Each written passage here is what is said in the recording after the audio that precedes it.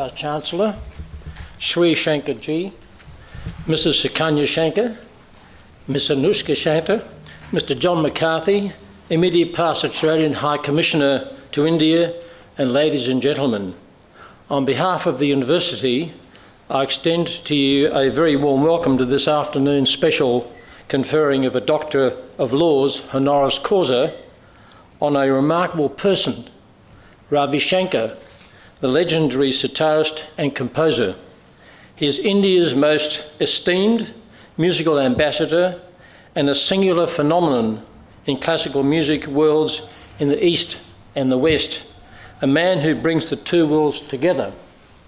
He is a musician ahead of his time in musical versatility, performance, composition, and interaction with great musicians of the world. I begin this ceremony by acknowledging the Wurundjeri people of the Kulin Nations, the traditional owners of the land on which this ceremony will take place. And it gives me great pleasure to announce that the Australian India Institute, which was established by this university and launched by the Deputy Prime Minister Gillard in New Delhi last year, played an important role in facilitating this event. The Institute has been established to promote a meaningful relationship between the higher education institutions here and others in India, with a focus on India's culture, social, scientific and economic pursuits. The Institute is up and running with its own board of directors and staff, and its Deputy Director, Professor John Webb, and General Manager, Dr. Nick Hill, are here today. Now, the conferring of an Honorary Doctor of Laws by this university is the greatest honour it can bestow on any person.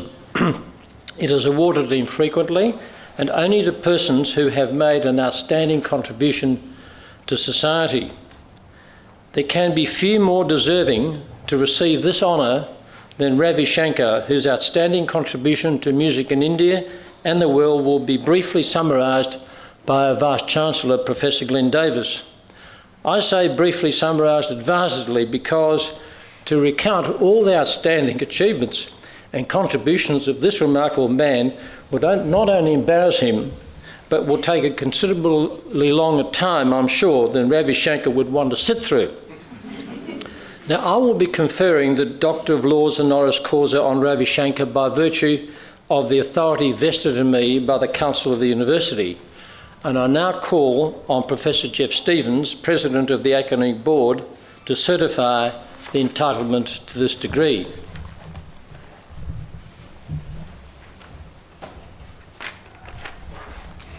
Chancellor, I certify to you and to the University that the candidate now to be presented has fulfilled the conditions prescribed for the admission to the degree and is entitled to be admitted to the rank, privileges and responsibility of that degree.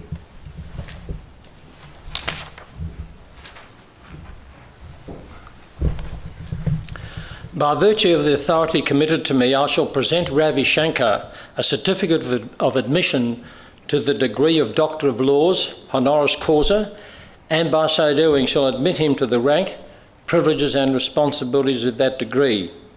I now call on the Vice-Chancellor, Professor Glenn Davis, to present Ravi Shankar for the honorary degree.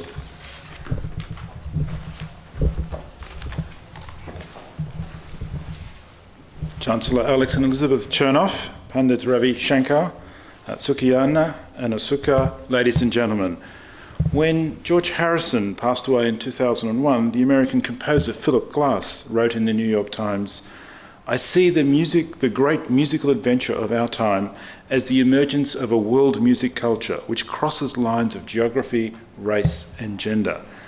And Glass cited a couple of very important people, the most distinguished of whom is with us this afternoon, Ravi Shankar. We know that a special relationship existed between these two famous figures of 20th century music, and as Ravi Shankar has said, George was like a son to me. But the enormous contribution made by Ravi Shankar goes much beyond one special relationship and indeed reaches out to the whole of humanity. As today's citation records, Ravi Shankar has bridged the classical music worlds of East and West. With an international career spanning an astonishing 79 years, and always ahead of his time, He's written 3 concertos for sitar and orchestra, violin sitar compositions for Yuri Menuhin and himself, music for legendary Japanese and French musicians, and a collaboration with Philip Glass on the album Passages. Ravi Shankar, of course, is well known for his collaboration with former Beatle George Harrison, who produced and participated in 3 Ravi Shankar albums. But beyond that, his musical outreach has touched the worlds of ballet and cinema, with compositions in India, Canada, Europe and the United States, including, of course, his Academy Award-nominated composition for the film Gandhi. And as Chancellor Chernoff has said, Ravi Shankar's great influence has also reached out into the field of humanitarian assistance. From this standpoint, it's important to recall the famous Concert for Bangladesh in 1971, which for the first time harnessed some of the immense influence of Western rock music and turned it to a strictly humanitarian purpose. The Concert for Bangladesh marked the first time rock musicians collaborated for a common humanitarian cause with those from a wider world. It provoked awareness of the plight of refugees amongst so many, and over $15 million was raised at the time for UNICEF to support programs providing lifelong assistance to children caught in humanitarian crisis. This fundraising model has been widely emulated in the decades since. UNICEF recognised Ravi Shankar's efforts and gave him a special award for the concern he showed to children affected by that crisis. Ravi Shankar is the recipient of many honours which recognise his outstanding contribution to music, his expansion of the appreciation of Indian music and culture throughout the world, and his humanitarian work. He's an honorary member of the American Academy of Arts and Letters and a member of the United Nations International Rostrum of Composers. He's received countless awards and honours from his own country and from all over the world, including India's highest honour, the Bharat Ratna, the Fukuyaka Grand Prize and the Presidium Imperial from Japan, the Polar Music Prize of 1998, and the Crystal Award at Davos, which acknowledged him with the title of Global Ambassador. In 1986, Ravi Shankar was nominated as a member of India's Upper House of Parliament. In 2000, he was given the French Legion of Honour, and in 2001 awarded an honorary knighthood by Queen Elizabeth II. Through humanitarian projects, but above all through his music, Ravi Shankar has made a lasting contribution to international understanding.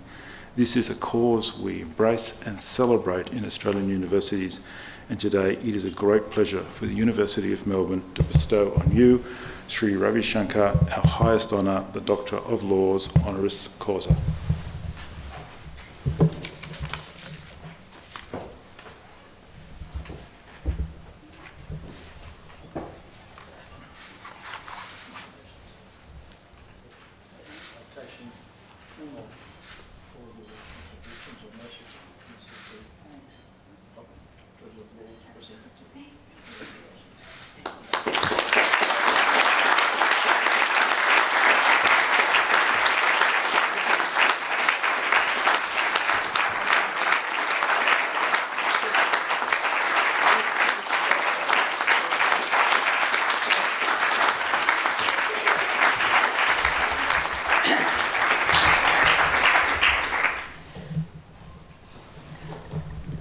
Mr. Vice Chancellor and all the friends, I am overwhelmed.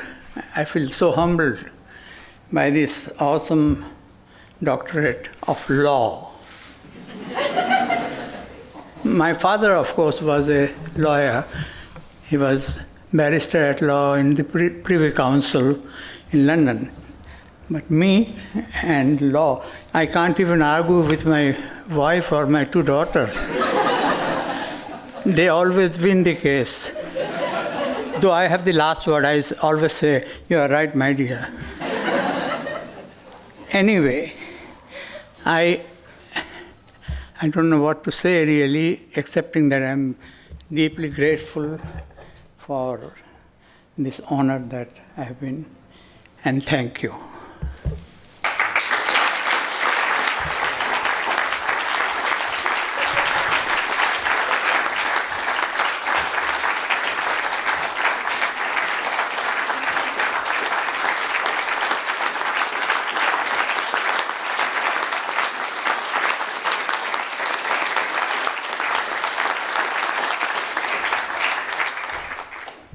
Ladies and gentlemen, on your behalf, I thank Dr. Ravi Shankar for inspiring us today with these stories about the law and your father and throughout your distinguished career. This concludes the proceeding of the degree conferring ceremony, and on behalf of the University I have much pleasure in inviting you to remain for refreshments after the official party has departed.